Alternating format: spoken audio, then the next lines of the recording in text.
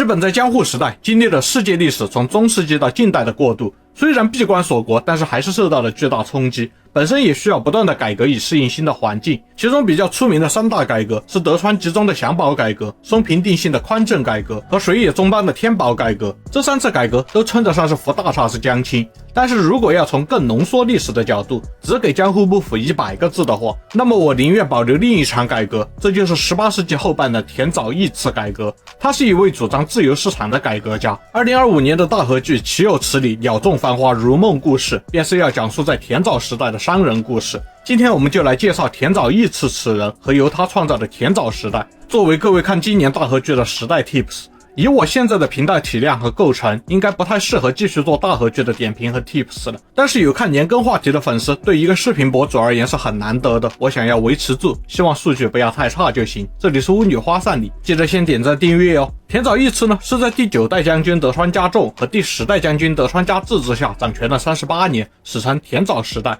他的历史评价并不好，田沼时代一直有残酷剥削、金钱至上、腐败横行、官官相护、道德沦丧等等形象非常的恐怖。2014年，日本的历史杂志票选日本历史上的最大恶人，田沼义次排在明智光秀、织田信长、德川纲吉、平将门之后，高居第5位。显然在日本的流行文化中，这位也可不是什么好鸟。但是在历史研究中，田沼义次的评价并不低，被认为是拥有卓越经济眼光、富有勇气且清廉正直的政治改革家。他个人的负面形象很多都是后人从时代印象上引申出来而贴上去的标签。那整个江户时代，官场基本都是腐败横行的。田沼时代又是贿赂成风的时代，田沼义次本人身处权力中心，肯定也涉及到了不少类似的问题。但是和同时代的其他官员相比，或者是和其他江户幕府的当权者相比，他姑且都称得上清廉正直。好人不一定是圣人，只要和环境中的其他人比，他的行为更符合道德，那就是好人嘛。毕竟人的行为都是有环境压力的。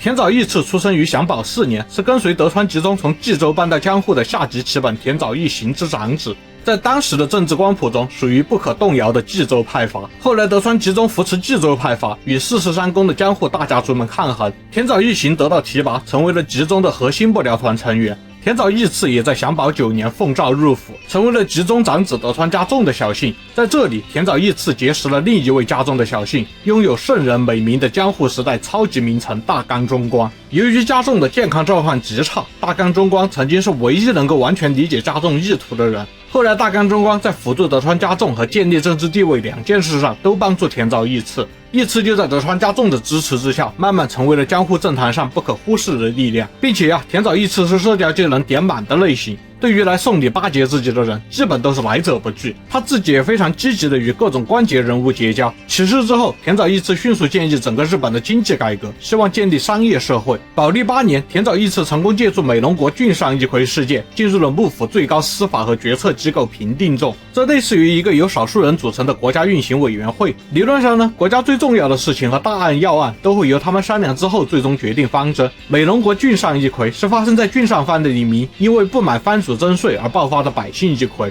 由于牵扯到了幕府中央，这次一揆耗时4年才平息，是当时政坛的重大事件。德川家重便命令对此事进行彻底的重新调查，由担任御用取次的田沼义次负责，意在扶持他。田沼义次在这个涉及幕府中枢人物的棘手案件中展现了他的政治能力，行事果断又八面玲珑。通过对郡上一揆案的重新审查，当时的老中、若年纪、大幕府和勘定奉行等等幕府中枢高官都受到了牵连被处分，这也间接导致了征税派陷入了群龙无首，重商派则被田沼义次整合，迅速取代了征税派的话语权，从而成为了幕府的主流经济意见派阀。顺利解决郡上一揆事件之后，幕府中央一级的官员基本都承认了田沼义次的政治能力，家重对他也更加的信任。凭借这一功绩，600担的田沼家被加封1万担，成为大名。田沼义次实际上成为了江户幕府的主政者。2年之后，支持他的将军德川家重宣布退位，搬至二治丸成为大御所。按照惯例，田沼理应随家重一同迁入二治丸，并且卸任。但是在第10代将军德川家治即位之后，田沼仍然保留了御用取次的职位，而且德川家治态度明确地支持他继续主政，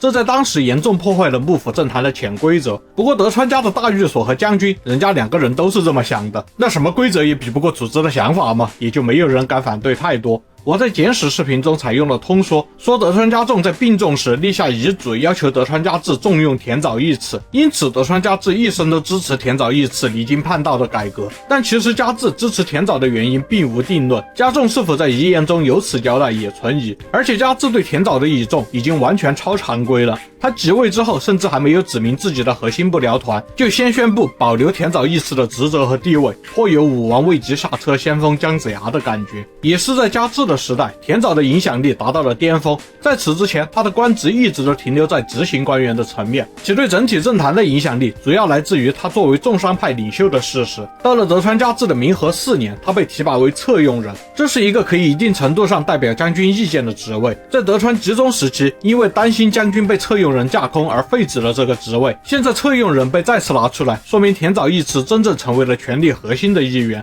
因此也有很多人主张田沼时代应该从这个时候开始算，延续了19年。2年后，田沼义次又获得了老中的职位，如此一来，无论是国家运行还是宫内政治上面，田沼义次都是仅次于将军的人物，达到了江户时代臣子权力的巅峰。田沼改革一言以蔽之，就是想办法通过增加商业税的收入来维持幕府的财政稳定，本质上和享保改革一样，就是开源节流。因为到了德川家重末期，幕府已经把集中收刮来的储蓄又花完了。当时的日本已经是政府处处都在哭穷，没有钱办不了事，民间也已经因为税率高到不可理喻，又天灾频发，没法活了，百姓一揆大量发生，享保改革的体制已经难以为继。具体来说，田沼先改造了享保改革的成果，把那些瞎折腾又不赚钱的部分架空，简约令这种东西还是要保留的。之后田沼做了几件微小的工作，第一是建立了政府的预算制度。田沼义次在家重时期便推行了预算制度，核心是提前为各部门设立预算额度，要求各部门在既定范围内进行开支调整，这在当时是非常具有开创性的，因为此前根本没有预算这个概念。是的，日本在当时就是这么落后，财政管理非常随意粗放。通过设定上限，田沼希望在既定范围之内实现有效的节约，并且田沼义次推行预算制度时，直接去碰了江户幕府的各种禁区，包括大幅削减将军家族的生活和礼仪开支，而将军并没有反对，这也是向其他的大臣表明田沼作为主政者地位的方式。第二是税制改革，田沼时代的税制改革主要是围绕商业税展开的。尽管享保改革时，幕府已经承认了租中间的合法地位，并赋予其商品销售的垄断权，但是德川集中希望的是让他们成为一股可以动用的后备政治力量，是到了关键时刻的经济胜负手。田沼义次则是直接将他们放进了常规程序，向其征收运用金和民家金，这实际上是引入了间接税，类似于现代的各种公司税费。这项改革当时受到了不小的阻力，因为商人历来被武士阶级视为卑贱之人，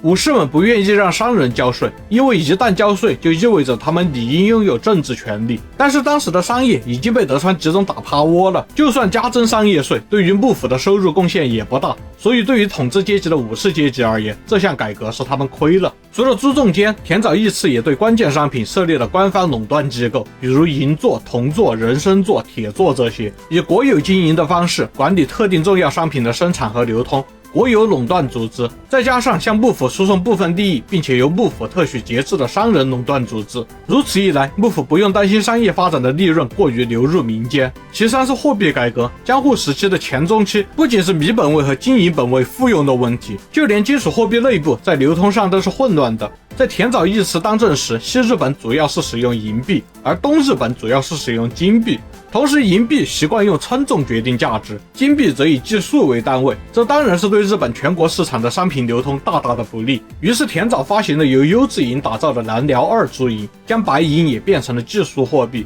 同时干预金银币的流通量，以统一流通货币和提高黄金的价值。此举使得东西日本之间的商业往来变得活跃。第四是开发新田，虽说田沼时代是重商时代，但也只是在当时的条件之下为之，幕府收入的核心还是年贡大米，因此最直接的增加税收收入的方法还是开发新田。田沼在千叶县百市附近的守鹤沼和成田市附近的应番沼开展了大规模拓荒工程。别看现在这两个地方都是日本的产粮重镇，但是其实田沼当时的拓荒是失败了，因为工程到中途立根川泛滥，之后幕府就拿不出钱重新整备了。第五是他放松了锁国管制，商业发达必不锁国，闭关锁国肯定市场萧条，就算是古典重商主义海关重税，那也是建立在鼓励出口的前提之下。田沼义次想要增加商业税收，就必须要放宽对外贸易，他把目标主要投向中国，重整长崎会所，加强对鲍鱼、鱼翅、海参等等高价值带包装货物的生产管理，以此增加对中国的出口收入，希望挽回外流的经营，还真赚了不少。其次，参考探险家对虾夷地和西伯利亚的描述，田沼派遣最上德类前往虾夷开辟殖民地，最上的另一个任务是与正在执行南下政策的俄国接触，调查日俄之间开关贸易的可能性。总之，田沼时代几乎所有的改革和政策都是围绕财政展开的，因为财政困难就是当时幕府和各方最大的困境。当时不仅是幕府本身，许多大名也扶持改革派的加成，试图重建财政方案，增加收入。比如米泽藩的上杉英山也是比较有名的地方改革者。这主要是因为日本统治阶级的武士阶级在新时代中需要变成其他更利于统治的阶级，因此在寻找新的转变方向。在田沼时代，日本文书中有2个词的出现频率是明显高于其他的时代，一个是亚麻喜，一个是文鸠。山师是一个带有嘲讽意味的词，用来指代那些通过投机行为追逐利益的人，而运上指的就是利益输送行为，包含受贿、疏通、权力寻租等等意思。历史上一般评价田沼义次的积极商业改革是短视的，虽然它增加了幕府收入，解决了燃眉之急，但是其弊端比收益更为显著。自由市场的愿望和军国集权的现实不可相容。随着社会风气的下行，后来不少的政策都不得不撤销了。自田沼义次改革之后，商人不再被认为卑贱，但是商人族里的常识压过了一些基本道德。许多商人以向幕府上缴金钱为手段，谋求自身的利益。一些官员也为了个人的仕途，故意引入带有寻租空间的政策。大名、幕府、高级武士这些权力者之间的交往也越来越注重贿赂往来，甚至很多时候人事的安排都要看秀下钱够不够到位。这些后来都成为了江户幕府的常态，最终商人和武士个人成为了最大受益者。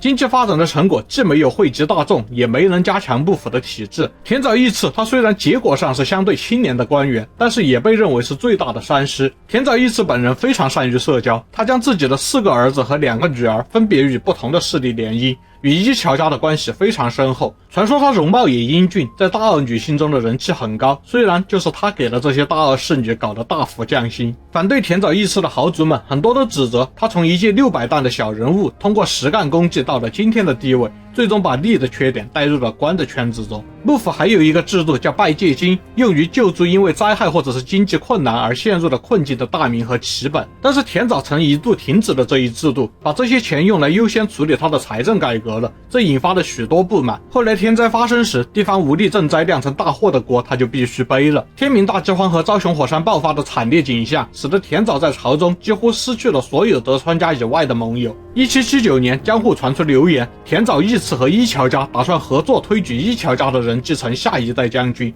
这使得将军德川家治也开始疏远他了。1782年，天明大饥荒爆发，整个饥荒饿死了日本接近 5% 的人口，这在整个日本历史上也称得上最人间地狱的时刻之一了。田沼义次的改革被认为严重扩大了这次灾难，不久昭雄火山爆发，又一次幕府赈灾不力，田沼的改革又被认为是扩大了灾难，而且2次灾难也几乎重置了田沼义次多年改革的经济成果，使得田沼义次在争斗中倚仗不足，从此在朝内越来越举步维艰。1年之后，田沼义次的嫡子田沼义之在江户城内被新藩士佐野正彦刺杀，田沼集团的崩溃由此开始。2年之后，德川家治去世，同时幕府下令罢免田沼义次所有的职务，收回田沼家被加封的2万担领地，查封田沼家在大阪和江户的宅邸与产业，命令田沼义次隐居，不得参与政事。经历这些处分之后1年，田沼家由田沼义次的孙子田沼义明继承，田沼家转封陆奥下村藩1万担，彻底离开了政治中心。